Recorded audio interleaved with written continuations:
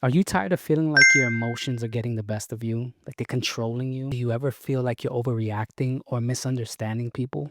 What if I told you there was a way to take back that control and understand yourself as well as others? This is called emotional intelligence. The real big benefit of having that or understanding that, or even doing your due diligence to learning what it means to be emotional intelligent, is that not only will it help your day to day, your everyday, and your life moving forward as you're continuing to grow, but it also helps the situations around you. And I'm talking about family life, relationships, and even work life. There's so many different factors that come into play when you think about emotional intelligence in all the different situations that you're in.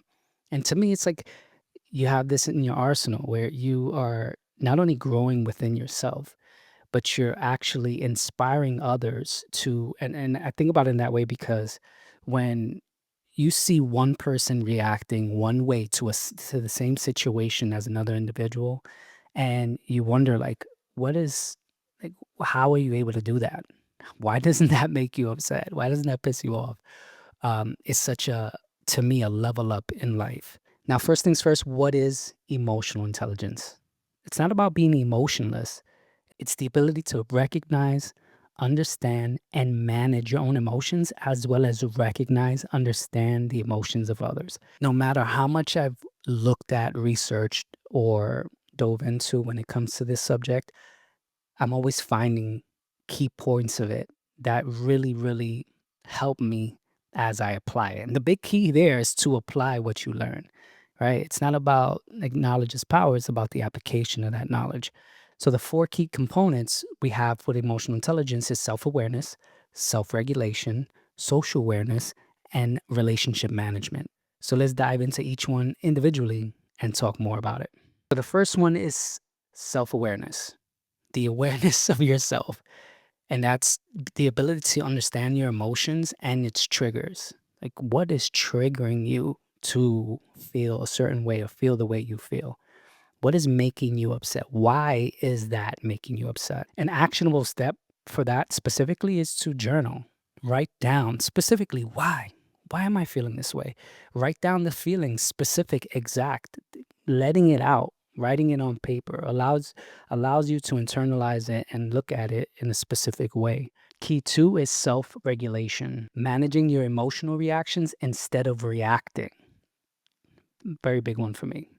When you think about like taking a pause or a breath before you react to something is such a big, big step because you're thinking of how you're going to react.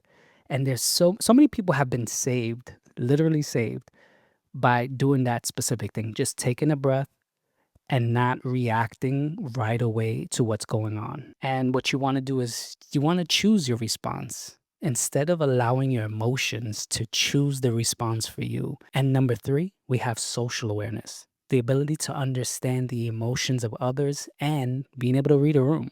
An example of that is noticing somebody's body language and being able to empathize with their struggle, what's going on with them at that moment.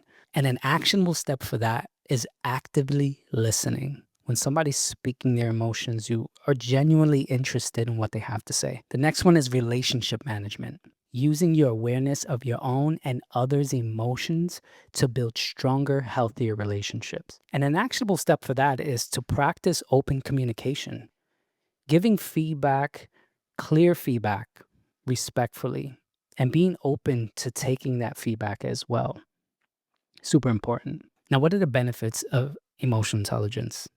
You have less stress in your life, less anxiety. You're more open to communication. You're more open to building stronger, healthier bonds with the people that you're having relationships with. Now, this is a skill that can be developed and practiced. And I want to encourage you today to take that small step when it comes to journaling what you're feeling. That has helped me a lot. And I've spoken about this before, but that journaling aspect is really good. Also, practice the pause. When you're feeling upset about something or you're feeling like something is triggering you, that pause is so powerful. Before you dive into letting and bursting out all of your emotions, you are really internalizing the situation, understanding that it doesn't need an immediate reaction. And one thing that's great about the practicing the pause is that when you take a deep breath before you react, you start to really internalize, is my reaction worth everything that comes with it after? So that's how I think about things in now. And I'm learning a lot more as I go along, but something that can really benefit your life, just that little part right there can really benefit your life. Really, what I love to talk about when it comes to the Wake Up Great podcast is just really growing and becoming a better you each day. And with that being said, don't forget to follow the Wake Up Great podcast on all streaming platforms, including YouTube. I'm uploading more of my videos on YouTube as well. And I can't wait to continue to do this, continue to grow.